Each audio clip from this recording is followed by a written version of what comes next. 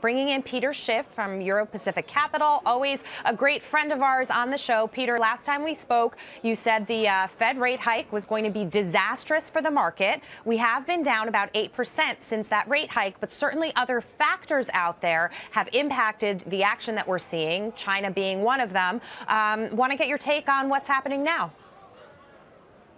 Well, I don't think what's happening in China is the reason for the market decline. I think the reason the market is going down is because the Fed pricked the bubble. The Fed raised rates. Now, you can claim that one of the reasons that the Chinese market is selling off is because of what the Fed did.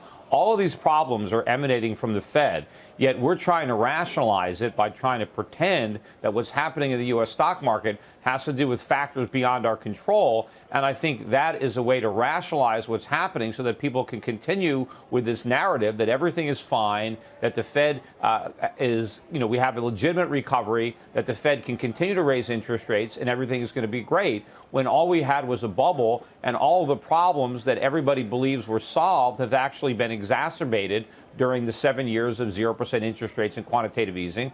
And so now the Great Recession of 2008 is going to resume in earnest because the problems are bigger than ever. And I think the market can continue to be under some pressure until the Fed rescues it. You know, Bullard just threw it a bone this morning. That might be why we're having a rally today, by suggesting that oil prices being lower than he thought means that there won't be enough inflation. And so maybe the Fed should consider that when it hikes rates. I think this is meant to kind of placate the markets. You know, Bullard is the guy that saved the markets back in August of 08, last year, when he hinted QE4.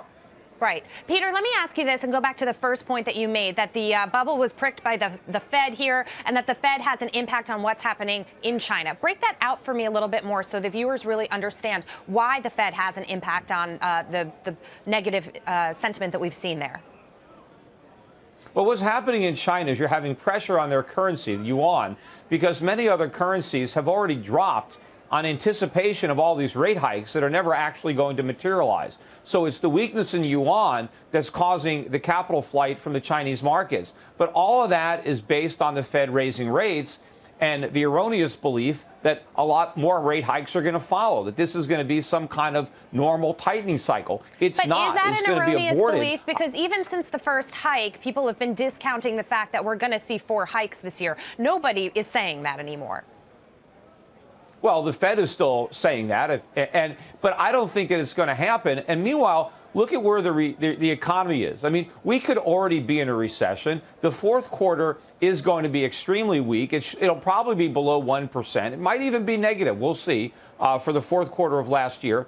But for the first quarter of this year, there's a very good chance we're going to have a negative number. Look at how disastrous all the retail sales have been. Corporate earnings are declining. Many of these stocks are blowing up. Look at the transports. The Dow transports are down close to 30%. I mean, this is the most economically sensitive average, and they should be benefiting from the cheap oil prices. Instead, the index is collapsing. People are whistling past the graveyard here. It's very reminiscent of after the NASDAQ bubble burst. Everybody said, oh, don't worry about that. It's confined. It's just one segment of the market. There's nothing to worry about. It's not going to affect the economy. They said the same thing in 2007, 2008, when the subprime bubble burst. Oh, don't worry about it. It's contained to subprime. It's just housing. It's not going to affect the economy.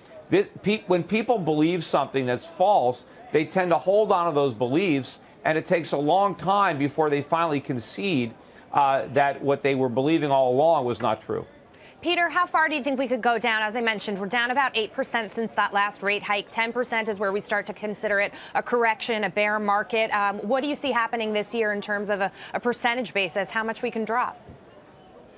Well, you've already got, I think, more than 20% in the Russell 2000. And there are many individual stocks that are down a lot more than 20%. So you've got some of these stocks that kind of masking the weakness.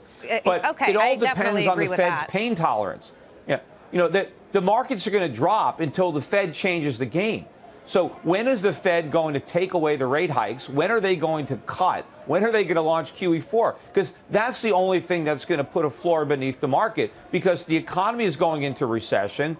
Corporate earnings are going to continue to fall. Why should the market not go up? The entire reason the market rallied was based on the Fed. I mean, they'll even admit this. They deliberately engineered a stock market rally to create a wealth effect.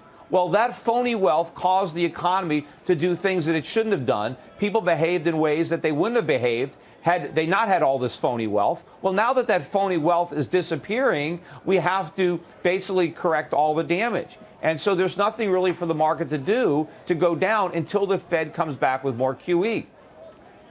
Brian, quick question for Peter.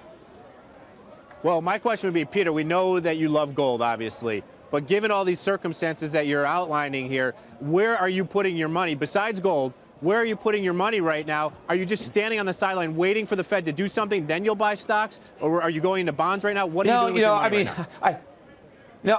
I'm still invested. I'm just not invested in the U.S. And obviously, the strength of the dollar is hurting the value of all of my international investments.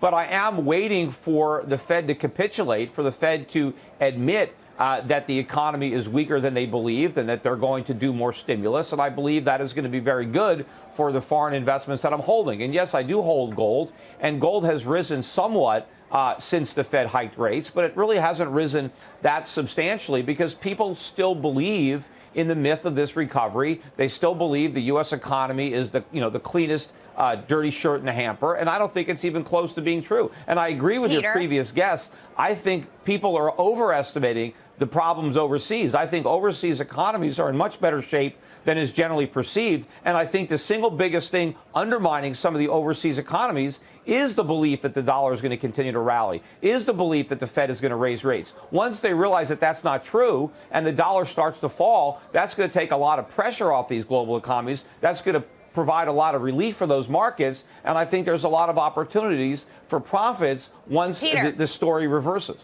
You make a lot of good points here, but I want to go back to the Fed for a moment. If the scenario that you're laying out is accurate and it does actually happen and we see sort of a reversal from the Fed, when do you think that that could happen? When are they going to sort of take that step back? Well, it's hard to know. I mean, it seems to me that the only data that they seem to care about are the jobs data. The job numbers, we got another supposedly strong non-farm, but all the other economic data is lousy. So I don't know. Maybe we get a very weak jobs report in early February for January. I don't know. We're getting some more economic data tomorrow. Retail sales, I think, consumer confidence. There's some numbers coming out tomorrow that'll probably be bad. But so far, the Fed has not acknowledged any of the bad data. I think it's afraid to acknowledge it because it doesn't want to admit how bad the economy is because it's trying to create a false sense of confidence. But at some point, they're going to have to acknowledge the weakness that's there. And maybe it'll be with the jobs numbers. Peter, you mentioned foreign investment. You mentioned investing abroad. What are some of the things that you like out there that you can recommend, or some of these strategies that you're employing? Yeah, well, because the dollar has risen so much based on these false expectations, assets that I like in countries that are really in much better shape, whether it's in Singapore or whether it's in New Zealand or whether it's in Switzerland, there are quality assets that people can buy that generate substantial dividends in Swiss francs, in Kiwi dollars, in Singapore dollars that I believe are going to rise dramatically once the dollar turns. And I also believe that once people really perceive the gravity of the problems in the United States, that the United States will no longer be a safe haven, and money is going to flow into alternative safe haven markets. And I believe that the markets that I'm investing in are going to be the beneficiaries of those flows once perception changes. And I also think it's going to change for gold. I think when people realize the extent to which the dollar is going to decline and how much inflation is actually going to be created by the Federal Reserve, that the balance sheet is not going to shrink back down, it's going to explode out of control, it's going to be a game changer for gold as well. All right, Peter, thank you for coming on. And we are very fair on this show. A little bit of a victory lap for Peter Schiff. And Peter is saying that things are going to get worse. So certainly we're going to be watching and see how to trade this as well. Peter, thanks, and we'll see you soon.